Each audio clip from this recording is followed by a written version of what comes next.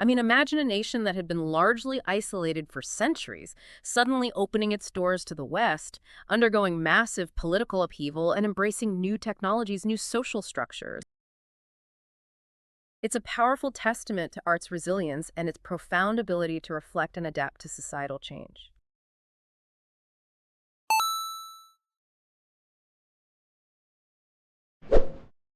Welcome to The Deep Dive, the show where we journey into the heart of a topic, unearthing those crucial nuggets of knowledge, insights, and surprising facts that make you truly well-informed. Today we're embarking on a really vibrant journey into the world of ukiyo-e. You know, that distinctive Japanese art form that has captivated audiences globally for centuries, with its unique beauty and spirit. It really has. It's an art form many people think they know, but, well, there's so much more beneath the surface. And you've hit on a crucial point there, actually. When most people hear ukiyo-e, their minds instantly conjure images from, well, the Edo period. Right. They picture Katsushika Hokusai's iconic Great Wave off Kanagawa, or the serene majesty of Mount Fuji, perhaps. Or maybe Utagawa Hiroshige's magnificent 53 stations of the Tsukiyoka, depicting travelers along Japan's historic highway. Absolutely classic images. They are undeniably monumental foundational works. However, there's a common and pretty significant misconception that ukiyo-e's golden age, or, its relevance, somehow just stopped with the end of the Edo period in 1868. Oh. But the truth is, this incredibly adaptable art form continued to flourish, to evolve, and to tell the story of Japan's radical transformation well into the Meiji era. That's exactly where our deep dive truly begins. Our mission today is to sort of pull back the curtain on the surprisingly modern, incredibly rich, and often overlooked world of Meiji-era Ukiyo-e. This was a period when Japan was, hurtling into modernity, wasn't it? And these artists were right there, capturing every seismic shift. Our sources tell us that these works aren't just historical curiosities. They are stylish and colorful even today, which is pretty remarkable for art from over a century ago, right? It proves their timeless appeal. Precisely. What we'll uncover is how ukiyo-e, far from just fading into history, adapted dramatically to a rapidly changing Japan. Imagine a nation that had been largely isolated for centuries, suddenly opening its doors to the West, undergoing massive political upheaval, and embracing new technologies, new social structures. That must have been bewildering. Absolutely. Right. And ukiyo-e artists were the visual chronicles of this immense transformation. They offer us this unique and invaluable visual record of the Meiji period, seen through the insightful eyes and, well, the dynamic brushes of its most skilled practitioners. It's a powerful testament to art's resilience and its profound ability to reflect and adapt to societal change.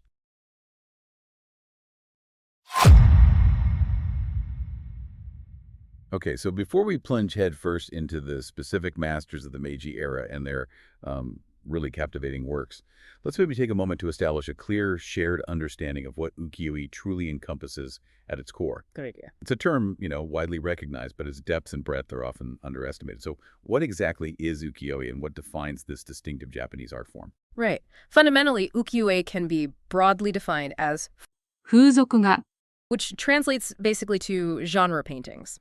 These were vibrant pictorial representations created over a significant span of Japanese history, specifically from the Edo period, which is roughly 1603 to 1868, all the way through to the Taisho period, which ran from 1912 to 1926. Okay, so quite a long stretch. A very long stretch. And these weren't just static, decorative pieces confined to, high art circles. They were lively, dynamic windows into the popular culture, the daily life, and the prevailing attitudes of their time. They truly captured the floating world.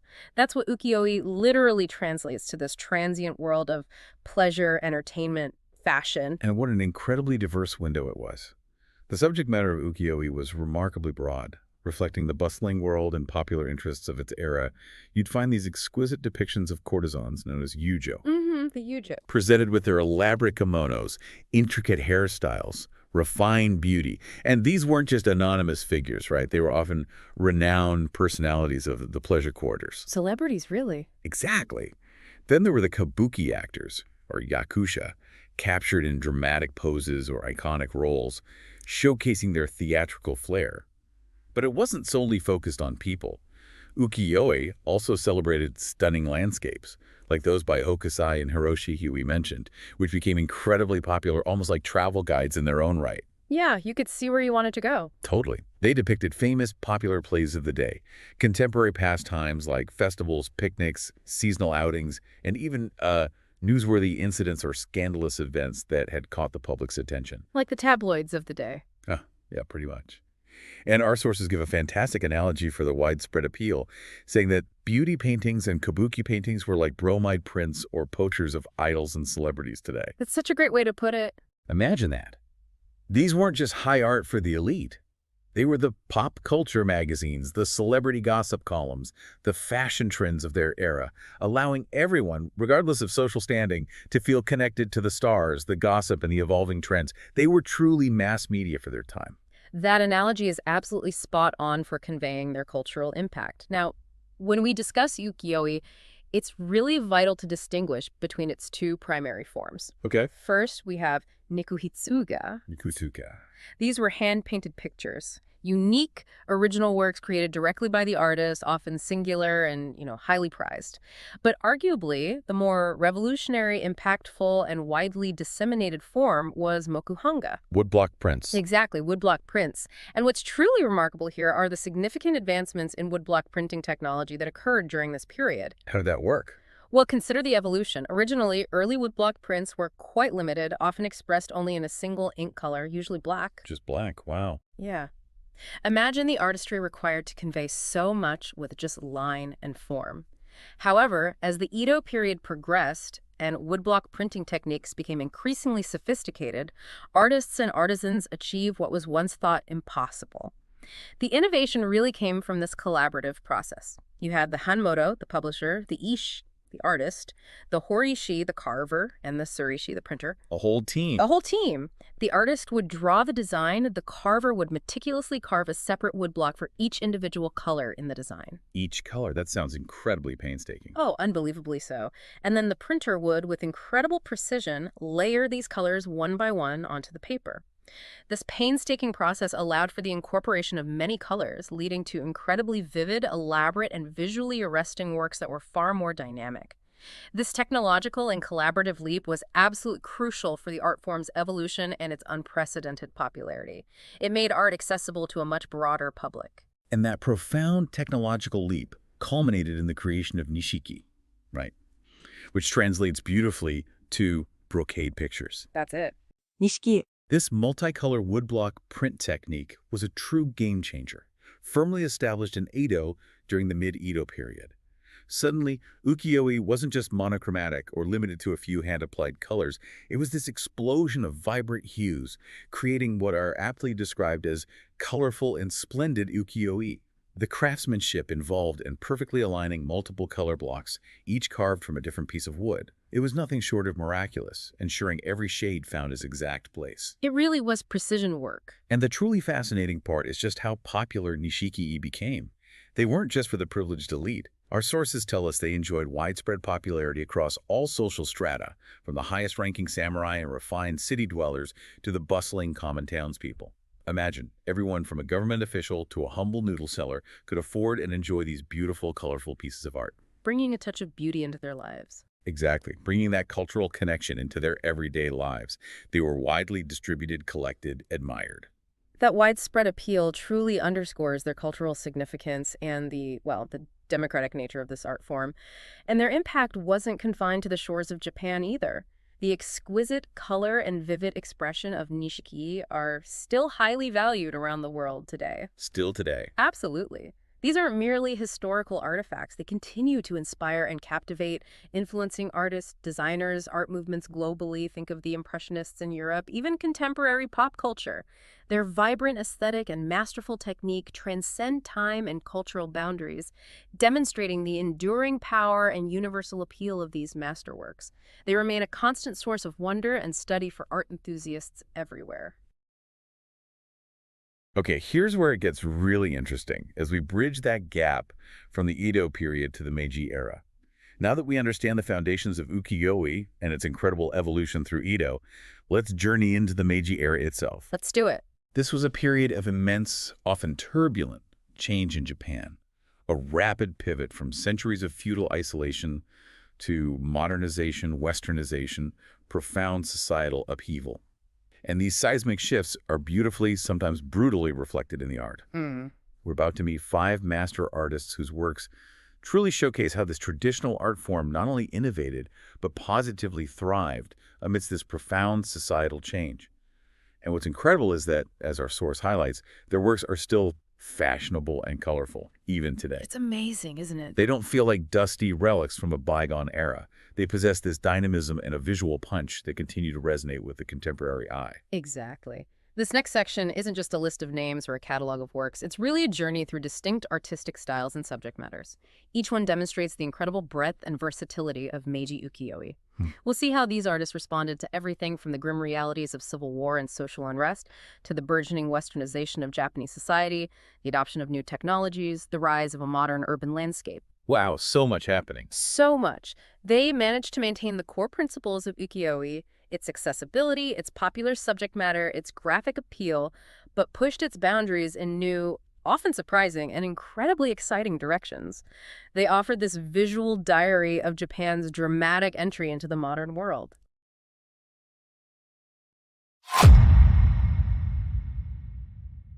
Okay, first up, let's talk about Tsukioka Yoshitoshi.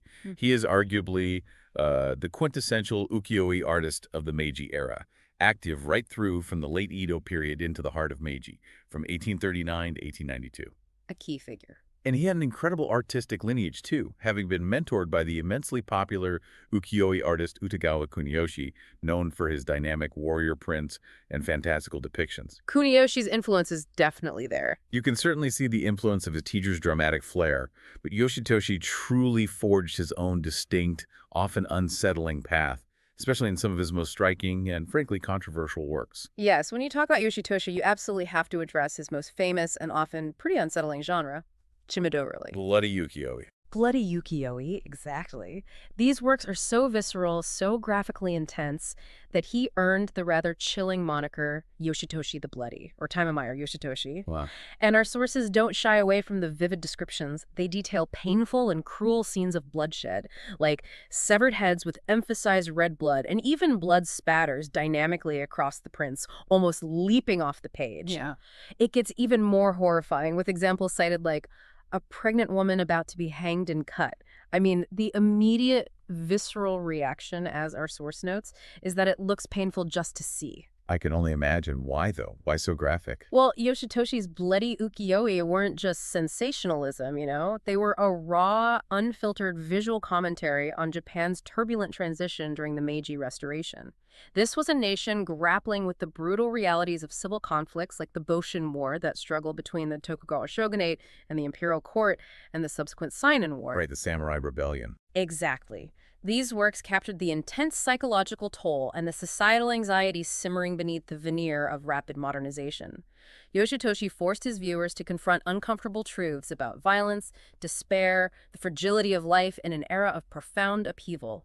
He explored themes of human suffering, morality, the macabre, in a way that really pushed the boundaries of traditional ukiyo-e, reflecting the darker undercurrents of a society in dramatic flux. It's hard to imagine, after hearing about those harrowing scenes, that the same artist created something so utterly different, almost diametrically opposed in subject and tone. It is quite the contrast. But pivot with me for a moment to a surprising contrast in Yoshitoshi's work, his exquisite beauty paintings, or bijinga. Ah yes, the bijinga. Specifically his series Fuzoku Sanjuniso, which translates to 32 aspects of customs and manners, produced around 1888.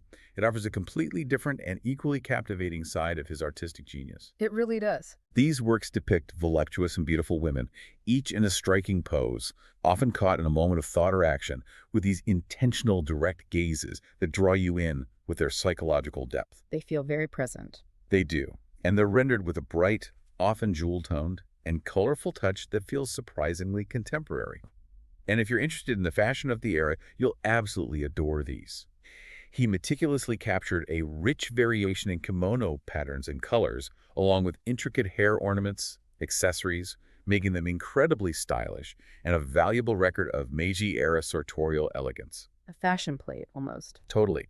It's a testament to his incredible versatility that he could create such hauntingly graphic scenes of human suffering and then, with equal mastery, produce such elegant, psychologically nuanced and captivating depictions of beauty and everyday life. It shows the full spectrum of human experience in his rapidly changing world. It truly highlights his profound range and his keen observational skills.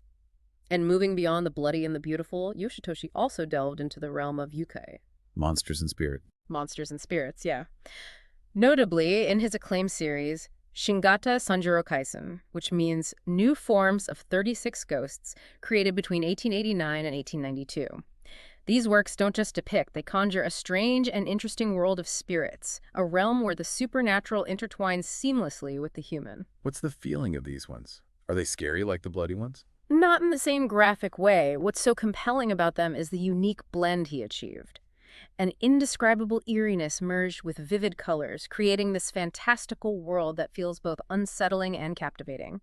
Unlike the raw horror of the Chimidoria, these yukai prints often possess a more psychological terror or maybe a whimsical macabre quality. Yeah. Yoshitoshi masterfully evokes a sense of dread or otherworldly presence through clever composition, subtle shadows, intense expressions on both human and monsters' faces.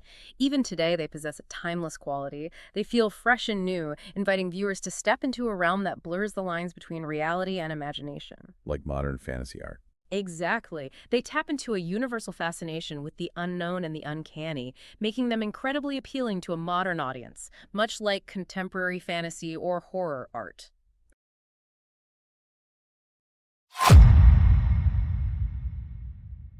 Okay, next up, let's turn our attention to Kawanabe Kyosai. He was another incredibly prolific ukiyo-e artist, active from the very end of the Edo period right into Meiji, from 1831 to 1889. Another giant. What's particularly fascinating about Kyosai is that he was not only a master ukiyo-e artist, but also a renowned Nihonga, or traditional Japanese-style painting artist. Right, the dual training is key. And this guy was an undeniable prodigy. He apparently loved drawing from a young age, beginning his ukiyo-e studies under Utagawa Yoshitoshi's teacher, mind you. The same teacher. At the astonishingly young age of just 7 years old. 7, that's incredible. And he later went on to master the highly formal Kano school of painting, which was Japan's largest and most influential classical art school for centuries. It's no wonder he's often referred to as a genius artist, a true polymath of the brush. This dual training gave him a truly unique and powerful perspective, setting him apart.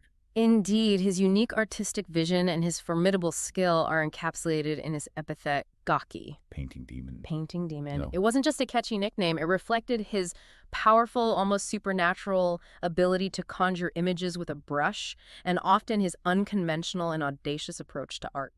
What made him so distinctive was his unprecedented ability to integrate the flow of the Kano school into ukiyo-e. So blending the classical and the popular. Precisely. Combining the rigorous classical techniques, the strong brushwork, the often more refined subject matter of academic painting with the popular, vibrant, and often satirical aesthetic of ukiyo-e. The result was a remarkable versatility. He masterfully depicted works combining diverse genres like orthodox ink wash paintings, subakuga, which require immense control. Right. Detailed and humorous animal paintings, where he often satirized human society, elegant beauty paintings, and yes, even more yukai paintings, but with his own distinct, often humorous twist. His breadth of skill was truly astonishing. He sounds like an absolute force of nature. And if you want a specific example that really captures his quirky genius and his blending of the fantastic with the everyday, you have to look at Seizi Kyosai Gajo. Ah, the sketchbook. Kyosai's sketchbook of vivid paintings. There's one particular image that stands out and exemplifies his humor. It depicts two men seemingly caught off guard and reacting with wide-eyed surprise, almost comically, to the sudden appearance of a giant monster cat. A giant monster cat. It's such an unexpected, delightful, and even absurd scene. Our source says it's full of humor even from a contemporary perspective, with many slightly amusing pictures throughout the sketchbook. You can't help but smile when you see it, and it actually sparks a bit of intellectual curiosity. Yeah. It's fun to consider why he drew this, the source notes. Was it social commentary? A joke, just pure artistic fun. Exactly. That's part of the enduring fun and mystery of Kyosai's work, its ability to provoke laughter and thought simultaneously. It absolutely is. And to show yet another facet of his immense versatility, Kyosai also created the Nishiki-e series Chiyo Kotobuki. Longevity of 1,000 generations. Yes, a series celebrating peace and prosperity. This series carries a very different celebratory theme. It's dedicated to celebrating the prosperity of the 4 social classes: warriors, farmers, artisans, and merchants. So Quite traditional in theme. Quite traditional, yes. In contrast to his more dynamic or humorous works, these prints showcase a softer, more traditional side of Kyosai's artistry. Visually, they are characterized by simple lines and gentle color tones. They often feature delicate washes of light pink and light blue accented by strong red, creating an aesthetic that the source describes as quite cute. Cute. Interesting. Yeah, it's a wonderful example of how he could seamlessly shift from the dramatic and the humorous to something serene, charming, and subtly symbolic, all while maintaining his distinctive artistic voice and incredible command of his medium. And Kyosai's influence wasn't confined to Japan. He truly had global reach, didn't he? Thanks in part to an interesting cross-cultural connection. Yes, Josiah Condor. Right. He drew the admiration of Josiah Conger, a British architect who was an Oyatoi Gaikokujin, one of those foreign experts hired by the Japanese government during the Meiji era to help with modernization. A fascinating figure himself. Kondo, captivated by Kyosai's genius, actually became Kyosai's disciple, immersing himself in the master's techniques and philosophy. And this wasn't just a private mentorship. Kondo wrote a seminal book about his master, Paintings and Studies by Kawanabe Kyosai, published in 1911, which became an unexpected hit in the West. Really put him on the map internationally. Totally. This book directly led to Kyosai's name spreading overseas, making him a globally famous artist, and introducing the vibrancy of ukiyo-e to a wider international audience. It's a remarkable story of cross-cultural artistic exchange, demonstrating how ukiyo-e began to captivate Western audiences.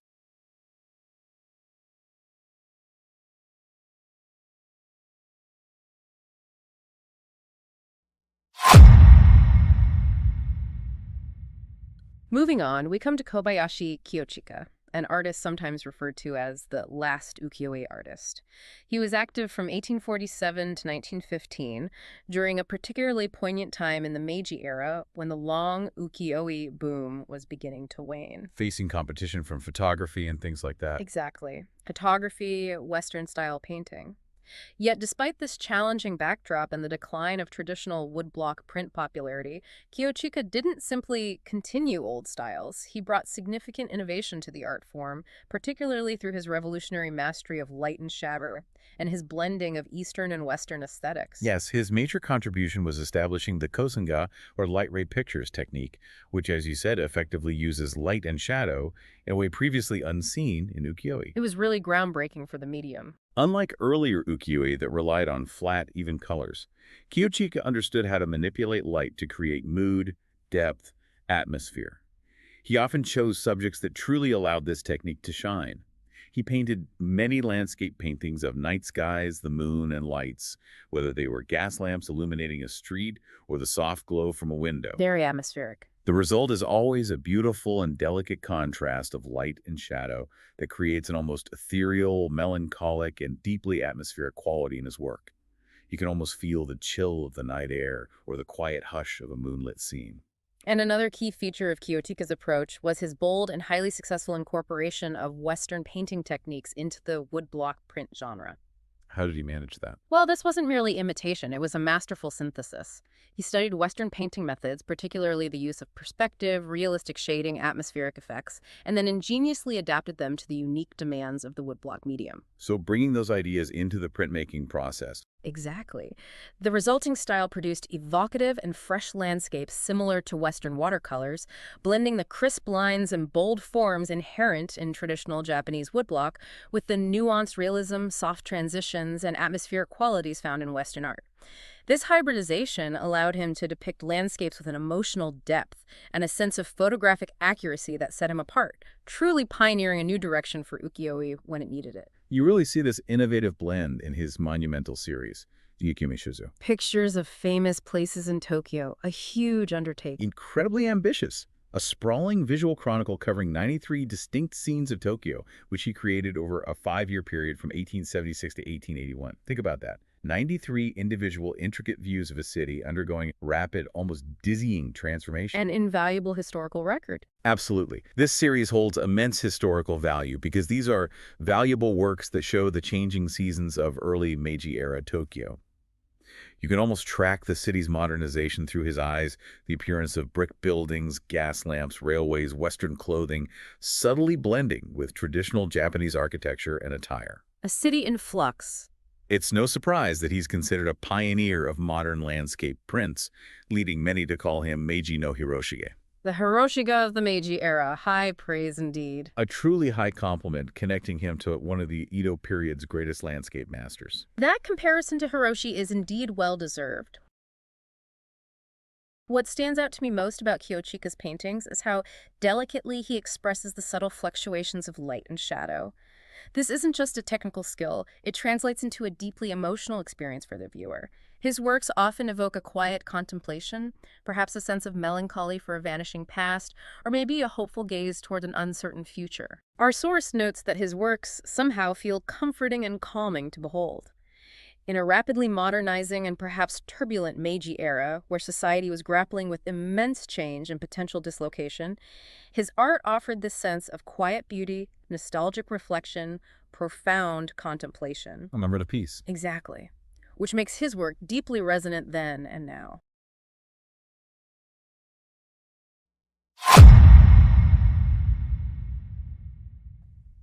Next up, we have Toyohara Kunichika, another artist who bridged the late Edo period into the Meiji era, active from 1835 to 1900. Kunichika is predominantly known for his yakushai, Kabuki actor paintings. kabuki actor paintings. Yeah. If you were a fan of kabuki back then, and it was the most popular entertainment form, you absolutely knew his work. He was so adept at capturing the essence, the charisma, the dramatic intensity of the popular actors of his day that he was given a fantastic nickname, Meiji no Sharaku. The Sharaku of the Meiji era, comparing him to that mysterious Edo master. Exactly, drawing a direct parallel to the enigmatic and highly acclaimed Edo-era artist Sharaku, who was also renowned for his piercing kabuki actor portraits. It's high praise indeed. And his signature style, which truly sets him apart, is the kubii. Large head pictures. Large head pictures. As the name suggests in these compositions, the actor's face fills the entire screen, a powerful, almost confrontational close-up.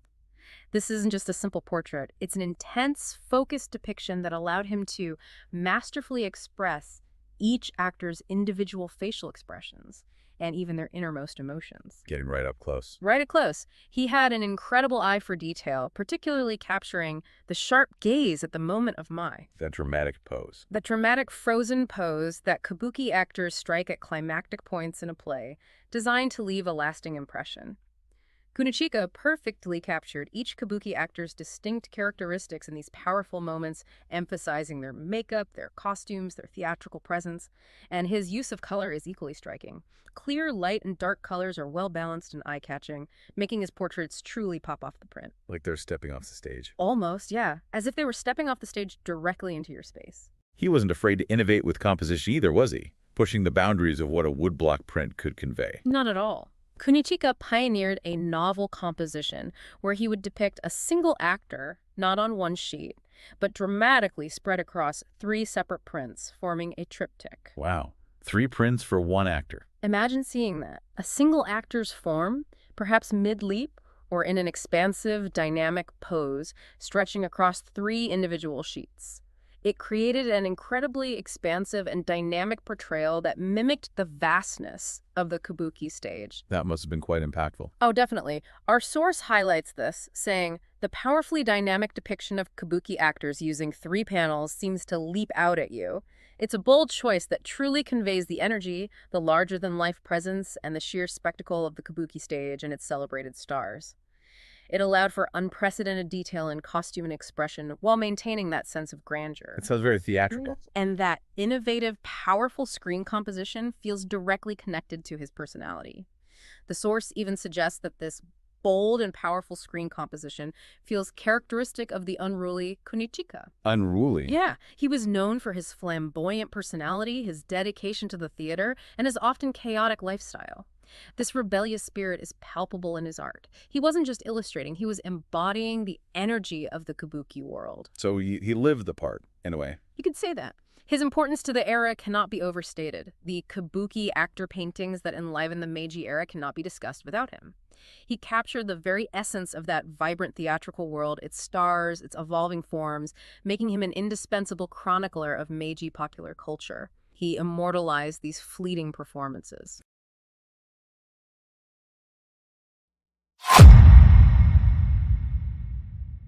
Okay, finally, let's turn our attention to Yoshu Chikanobu, active from 1838 to 1912.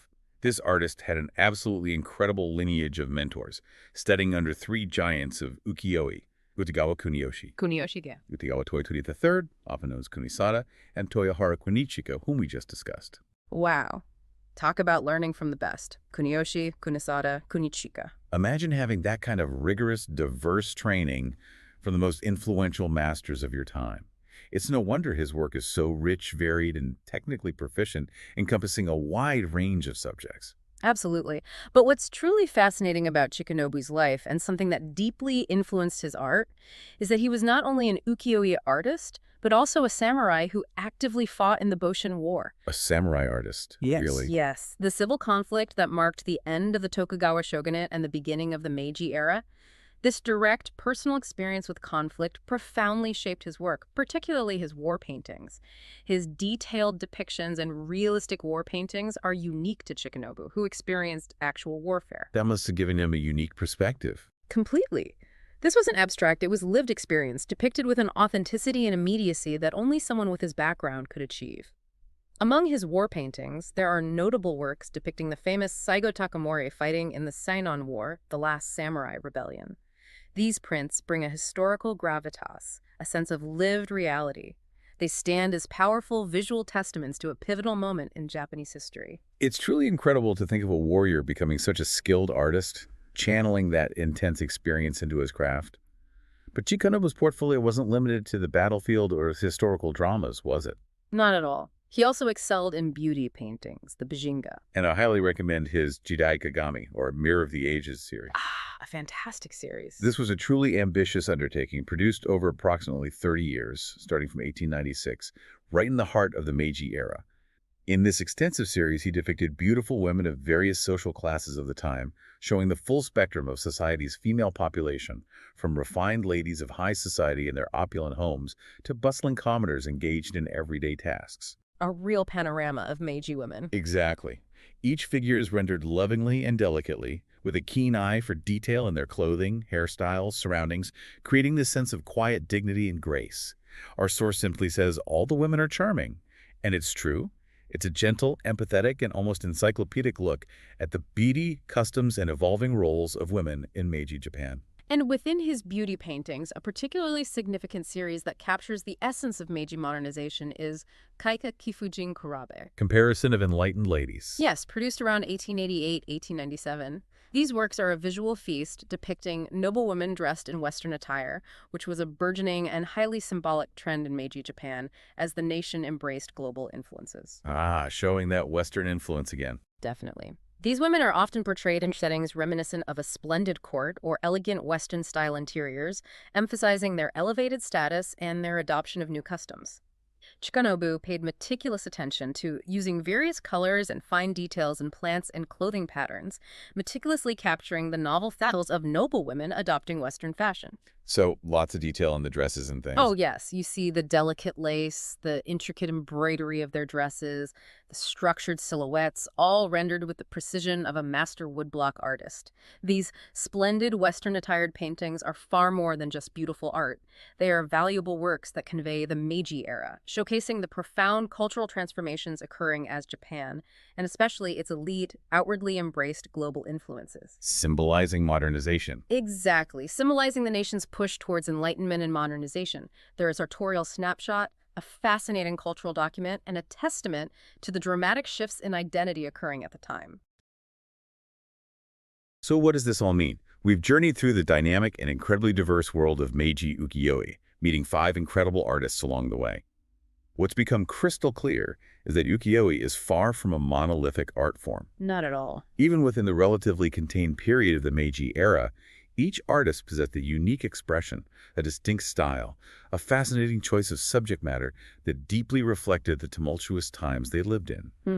From Yoshitoshi's bloody intensity and surprising beauty, charting the psychological toll of a changing nation, to Kyosai's genius blend of classical training and playful humor, showcasing the whimsical side of societal adaptation. Then there's Kiyochika's mastery of light and shadow, painting tranquil yet poignant landscapes of modernizing Tokyo. Kunichika's bold kabuki portraits that captured the raw energy of the stage. and Chikanobu's warrior's eye for detail and elegant depictions of changing fashion and historical events. They all, in their own unique ways, contributed to a period of incredible artistic vitality and innovation. And that's precisely the enduring appeal and significance of Meiji Ukiyo-e. These artists weren't just preserving a dying tradition, they were actively navigating a period of immense, often turbulent change in Japan. Their ability to adapt, to innovate, and to reflect the shifting social, political, and cultural landscape through their art is truly remarkable. They really rose to the challenge. They did. They engaged with new subjects, new techniques, new ways of seeing the world, ensuring ukiyo-e remained relevant and vibrant even as Japan transformed.